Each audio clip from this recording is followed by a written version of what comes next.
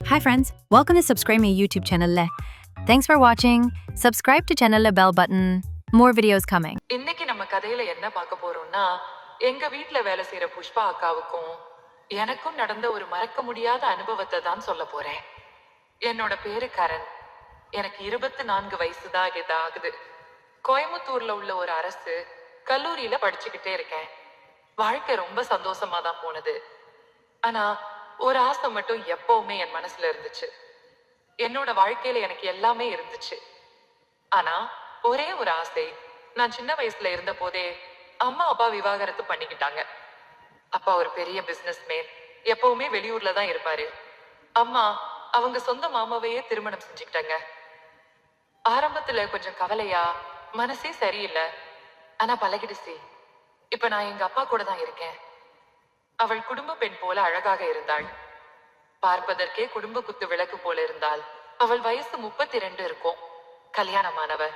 கணவர் lorry driver, lorry ஓட்டுறவங்க இருக்கிறவங்க. வீட்டு வாழ்க்கை எப்படி இருக்கணும்னு நான் சொல்லவே தேவையில்லை. எப்பயாவது வீட்டுக்கு வருவார், எப்போவாவது வேலை நடக்கும். ஆனா புஷ்பா தாக்கா கிட்ட அந்த வேதனை எதுவும் தெரியல. ரொம்ப அசால்ட்டா எப்பவுமே பிஸியாக வேலை பார்க்கிற மாதிரி இருந்தாங்க. சாப்பாடு சாப்பிடலாமா கரண் என்றார். நான் இப்பவே ரசம் வச்சிருக்கேன், சூடா இருக்கும் போதே சாப்பிடுங்க. அந்த மென்மையான குரலில சொன்னால் மனசே ஒரு அமைதிக்குள்ள போயிடும். நாளுக்கு நாள் அந்த அக்கா கிட்ட ஏதோ ஒரு தனி உரிமை மாதிரி எனக்கே வளர ஆரம்பிச்சது. அவங்க எனக்காக புதுசு புதுசா சாப்பாடு பண்ணுவாங்க. இட்லி தோசை, அடிக்கடி முருங்கைக்காய் குழம்பு வைப்பாங்க. என் மனசுக்குள்ள இருக்கும் அந்த தனிமையை மறைய ஆரம்பிச்சது. என்னோட மனைவி மாதிரியான உணர்வை தந்தாங்க. இதனாலேயே வாழ்க்கை பழையபடி சந்தோஷமா மாற ஆரம்பிச்சது. அன்னைக்கு நான் காலேஜ் முடிச்சுட்டு வீட்டு வாசல்ல காலை வச்ச உடனே வீட்டுக்குள்ள இருந்து ஒரு வாசனையும் பாத்திரம் கழுவுற சத்தமும் கேட்டுச்சு. அவங்க எப்பவும் மாதிரி அந்த சமையல் அறையில சும்மா பாத்திரம் கழுவிக்கிட்டே இருந்தாங்க. நான் அவங்கள பார்த்ததும் உள்ள போயிட்டு அவங்க பக்கத்துல நின்னு, என்னக்கா நீங்க ஏன் இந்த வேலைக்கு வரீங்க? சத்தியமா சொல்றேன், பார்க்க நல்ல அழகா இருக்கீங்க. முகத்திலே ஒரு தெய்வீகமான அமைதி இருக்கு. படிச்சவங்க மாதிரியே இருக்கீங்க. நீங்க ஏன் இப்படி வீட்டு வேலை செய்றீங்க அப்படின்னு கேட்டேன். அவங்க கையில இருந்த பாத்திரத்தை பக்கத்துல வச்சுட்டு சற்று நேரம் நிம்மதியா நின்னுட்டு என்ன முகத்தை பார்த்தாங்க. பின் மெதுவா சொன்னாங்க, நான் காலேஜ் படிக்கும் போதே எனக்கு கல்யாணம் பண்ணி வச்சுட்டாங்கப்பா. என்னால என்ன செய்ய முடியும்? எங்க வீட்ல யாரும் என் விருப்பத்தை கேட்கவே இல்லை. நான் எதுவும் சொல்லாமலே அந்த கல்யாணம் நடந்துருச்சு. அதனாலதான் என் படிப்பு பாதியிலேயே நிறுத்திட்டேன். என் கணவர் லாரி ஓட்டுறாரு. ஆனா அந்த வேலை எப்பவுமே இருக்காது. நிரந்தர வருமானம் இல்ல. எனக்கு ஏதாவது ஒரு வேலை வேணும்னு முடிவெடுத்தேன்.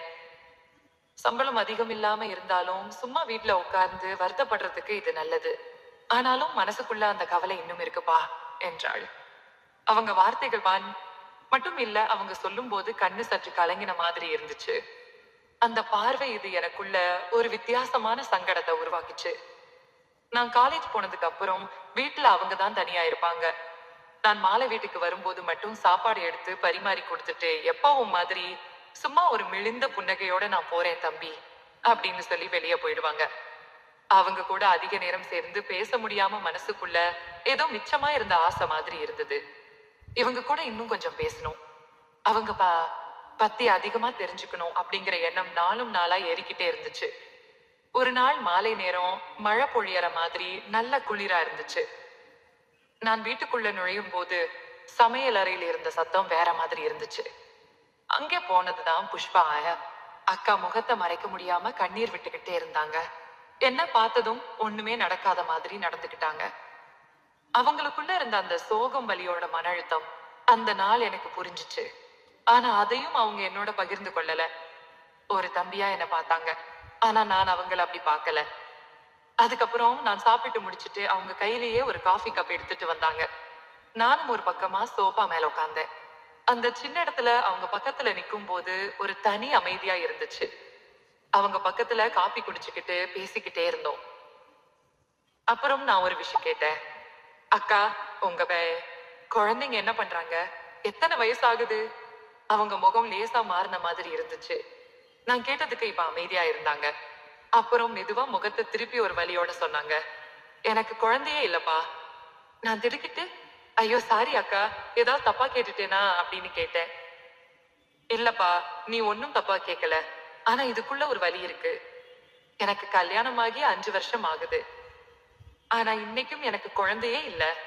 ஆனா இது என் பிரச்சனை இல்லப்பா. என்னோட கணவருக்கு தான் ஒரு குறைபாடு இருக்கு. ஹாஸ்பிட்டல்ல டாக்டர் சொல்லி இருந்தாங்க. ஆனா அது அவகிட்ட நான் சொல்லல. நான் அதை கேட்டதும் கொஞ்சம் கலங்கிட்டேன். அவ்வளவு நேரம் சிரிச்சுக்கிட்டு இருக்கும் அந்த முகம் இப்போ எதையோ சுமந்துகிட்டு இருக்கிற மாதிரி தோணுச்சு. அக்கா, பரவாயில்ல. இதெல்லாம் ஒரு பெரிய பிரச்சனை இல்ல. நான் காலேஜ்லயே படிச்சிருக்கேன். இது சில ஆண்களுக்கு இருக்குன்னு சொல்லுவாங்க. ஆனா இப்போ மெடிக்கல்ல நிறைய ட்ரீட்மெண்ட்ஸ் இருக்கு. நீங்க கவலைப்படாம இருங்க. அவங்க ஒரு அமைதி குரலில சொன்னாங்க. நான் அது அவர்கிட்ட சொல்ற நிலைமையில இல்ல. அவரு லாரி ஓட்டுறாரு. வீட்டுக்கு வரது லீவ்ல மட்டும். இந்த மாதிரி விஷயம் அவருக்கு தெரியாம போயிடுச்சு. டெஸ்ட் எல்லாம் எடுத்துட்டு ஊருக்கு கிளம்பிட்டாரு. நான் மட்டும்தான் அந்த ரிப்போர்ட் எல்லாம வாங்கினேன். ரிசல்ட் பார்த்ததும் அந்த கணமே நான் என்னோட மாமியார் கிட்ட போய் சொன்னேன். ஆனா அவங்க சொன்னது உன்னாலதான் அவன் எப்படி ஆயிட்டான் அப்படின்னு சொன்னாங்க. அவங்க என்னதான் தப்பா சொன்னாங்கப்பா. இது அவங்க கிட்ட இனிமே சொன்னாலும் அவங்களுக்கு புரியாது. இத நான் யாருக்கிட்டையும் சொல்லலப்பா. நீதான் முதல் தடவை கேட்ட. ஆனா உன்கிட்ட பேசும்போது எனக்கு ஏதோ என் கணவர்கிட்ட பேசுற மாதிரியே தோணுது. உன்கிட்ட இருக்கும்போது என் மனசு கொஞ்சம் நிம்மதியா இருக்குது. பாதுகாப்பா வச்சிருந்ததை கேட்கும் போது கூட பயமா இல்லாம சொல்ற திருப்தி கிடைச்சது. அது அவங்க சொன்னதுமே எனக்கு என்ன பண்றதுன்னு எனக்கு தெரியல. நான் அவங்க கைய பிடிக்கணுமா, ஒரு ஆறுதல் சொல்லணுமா, என்ன சொன்னா அவங்க சந்தோஷமா வாங்க எனக்கு தெரியல. அக்கா, இருக்கே, நீங்க கவலைப்படாதீங்க. நீங்க நல்லவங்க. இதெல்லாம் கடந்து போயிடும். ஒரு நாள் எல்லாம் சரியாகும். அதுக்குள்ள வெளியில இருந்து ஒரு ஆண் குரல், ரேவதி வா, நேரம் ஆயிடுச்சு அப்படின்னு கூப்பிட்டாங்க. அவங்க கொஞ்ச நேரம் என் முகம் பார்த்துட்டு, மெதுவா எழுந்து நான் போறேன் தம்பி அப்படின்னு சொல்லி வெளியில நடக்க ஆரம்பிச்சாங்க. அந்த நடையிலே ஒரு களைப்பும் ஏமாற்றமும் கலந்திருந்தது. நான் மெதுவா வாசலுக்கு போய் நின்னேன். வீட்டுக்குள்ள வந்த குளிர்ந்த மானம் மட்டும் என்னை தாங்க முடியாத மாதிரி இருந்துச்சு. அடுத்த நாள் காலை நேரம் சூரிய ஒளி மெதுவா வீட்டுல விழுந்துச்சு. நான் வழக்கம் போல என் வீட்டுல வேலை பார்த்துக்கிட்டே இருந்தேன். அப்போ ரேவதி அக்கா சில பழைய துணிமணிகளோட என் வீட்டுக்கு வந்தாங்க. ஏன் அக்கா, துணி எல்லாம் எடுத்து வந்துட்டீங்க என் வியப்போட கேட்டேன். அவங்க ஒரு மெதுவான சுவாசத்தோட சோகம் கலந்து, இல்லப்பா, எங்க மாமனாரும் மாமியாரும் குலதெய்வ கோயிலுக்கு போறதுன்னு கிளம்பிட்டாங்க. என் கணவர் லாரி ஓட்டிட்டு இருக்காரே, அவரோட லாரி ஏதோ பிரேக் டவுன் ஆயிடுச்சு. இன்னைக்கு நைட்டு வீட்டுக்கு வர முடியாதான். நான் தனியா வீட்டுல ஒன்னும் பண்ண போறது இல்ல. போர் அடிக்கிற மாதிரி இருந்துச்சு. அதான் இங்கேயே தங்கிடலாம்னு தோணுச்சு அப்படின்னு ரொம்ப சந்தோஷத்தோட சொன்னாங்க. அக்கா, இங்க வந்ததே பெரிய சந்தோஷம். இங்க தாராளமா இருங்க.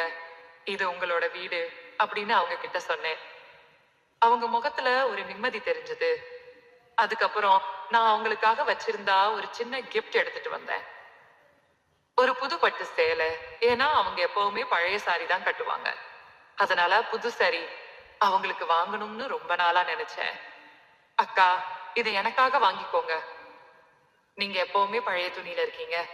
இதுல ஒரு நாளாவது அழகா இருக்கணும் அப்படின்னு எனக்கு ஆசை அப்படின்னு சொல்லி அதை கொடுத்தேன். அவங்க அதை பார்த்ததும் திடீர்னு அழ ஆரம்பிச்சுட்டாங்க. ஆனந்த கண்ணீரா இருந்தது. தம்பி, நீங்க எனக்கு கொடுத்ததை எங்க வீட்டுல கூட யாரும் கொடுக்கவே இல்ல.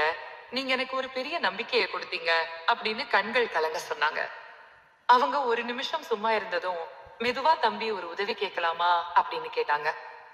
சொல்லுங்க அக்கா, என்ன உதவி என்று பரவசமா கேட்டேன். இல்ல தம்பி, எங்க வீட்டு பிரச்சனையெல்லாம் உனக்கே தெரியும். குழந்தை பிரச்சனை. என் கணவருக்கு தான் அந்த பிரச்சனை டாக்டர் சொல்லியிருக்காங்க. ஆனா எங்க வீட்லயும் என் மேலதான் குறை சொல்லி திட்டிட்டு இருக்காங்க.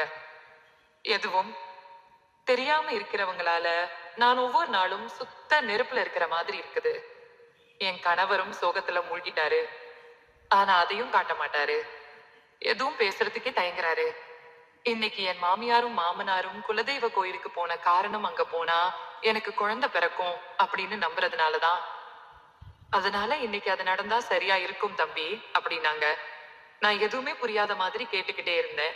அவங்க என் கண்ணுல நேரா பார்த்து, தம்பி, இன்னைக்கு மட்டும் நம்ம ஒருட பேரும் ஒரே இடத்துல இருந்தா, ஒன்னா ஒரு ஓரமா இருந்தா அந்த உறவுக்கான பலன் கிடைக்கும். எனக்கு ஒரு வாய்ப்பு கிடைக்கும். இது தவறில்ல தம்பி. இது ஒரு பெண்ணோட உயிரோட சங்கடம். இது ஒரு ஆசை இல்ல, உயிர் பிச்சை. உண்மை சொல்லணும்னா நீயே என் கடைசி நம்பிக்கை. நீயாவது எனக்காக இந்த உதவி செய்ய முடியுமா தம்பி அப்படின்னு சொன்னாங்க. அந்த வார்த்தைகள் என் மனசுக்குள்ள ஆழமா போச்சு. ஒரு நிமிஷம் பேச முடியாம இருந்தேன். ஆனா அந்த நேரத்துல அவங்க முகத்துல இருந்த அந்த துயரம், ஒரு தீர்வுக்காக போராடுற அந்த தாய்மையா இருந்த பார்வை, அது என் மனசை உருக்கி விடுச்சு. சரி அக்கா, உங்களுக்காக இது பண்றேன், நீங்க சந்தோஷமா இருந்தா போதும் என்னன்னு மெதுவா ஒத்துக்கிட்டேன். அதுக்கப்புறம் நான் உள்ள போனேன். அன்னைக்கு நான் எந்த வேலைக்காக போனேனோ அந்த வேலையை செஞ்சேன். அடுத்த நாள் காலையிலே வெளிச்சம். ரேவதி அக்கா முகத்தில் ஒரு புது ஒளி. இவ்வளவு நாள் சுமந்த துயரம் எல்லாம் காணாம போன மாதிரி சந்தோஷம் கலந்த ஒரு அமைதி அவருடைய கண்களில் இருந்தது. அவர் முகத்தை பார்த்ததும் எனக்கே ஒரு தனி நிம்மதி. கொஞ்ச நேரத்துல அவரோட கணவர் வீடு வந்தாரு. அதுக்கப்புறம் அவங்க 2 பேரும் வீட்டை விட்டு கிளம்பிட்டாங்க. வழக்கம் போல இல்லாம அன்னைக்கு ரொம்ப சந்தோஷமா இருந்தாங்க. நாட்கள் கடந்தன. 3 மாதங்கள் கழித்து ஒரு நாள் ரேவதி அக்கா எங்கள் வீட்டுக்கு ஸ்வீட் பாக்ஸோட வந்து, தம்பி, இந்த ஸ்வீட் உங்களுக்கு. எனக்கு குழந்தை பிறக்க போகுது என்றார். அது கேட்டதும் எனக்கு மகிழ்ச்சி மிகுந்தது. அக்கா, இது நல்ல செய்தி. இனிமே உங்களுக்கும் உங்கள் கணவருக்கும் எல்லா சிரமங்களும் மறைந்து போகட்டும் என்று சொன்னேன். அவர்கள் வீட்டுக்கு சென்ற பின் அவங்க கணவரும் குடும்பத்தினரும் சந்தோஷமாய் வாழ்ந்தார்கள். இதை நினைத்து என் மனசு அமைதியானது. சிரமத்தையும் துயரத்தையும் கடந்தவள் மீண்டும் சந்தோஷமடைந்தது. நம்பிக்கை விட்டு விடாதே என்பது வாழ்வின் பாடம். அவ்வளவுதான் நண்பர்களே. கதை பிடிச்சிருந்தா வீடியோக்கு லைக் பண்ணுங்க. Hi friends, welcome to subscribe my YouTube channel. Thanks for watching. Subscribe to channel bell button. More videos coming.